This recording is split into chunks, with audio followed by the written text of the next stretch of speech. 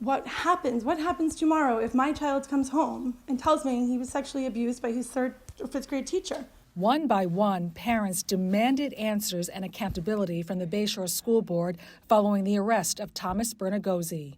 The 75-year-old is accused of sexually abusing dozens of students between the ages of 4 and 12 during his 30-year tenure as a 3rd grade teacher in the district. These mothers who are coming to you and saying to you, when are these policies and procedures going to be put in place so that no other child has to be afraid to go to school? A Newsday investigation found the district kept Bernagozzi despite allegations spanning decades.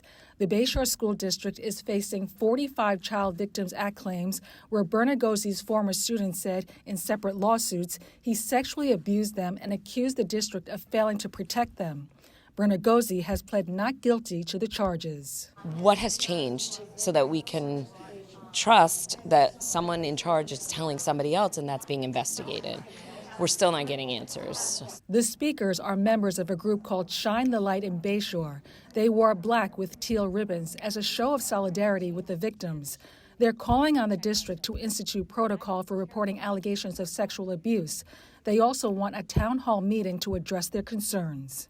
Our third and final ask of the district is that you address the survivors and their families in a way that shows compassion, empathy, and acknowledgement of their pain.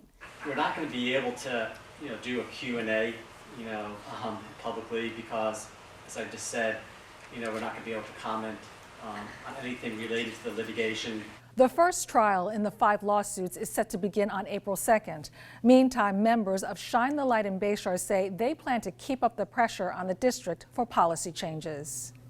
Take accountability for what happened back then. These people on the panel were children then too, right? So take accountability, say what was wrong, and show us why it can never happen again.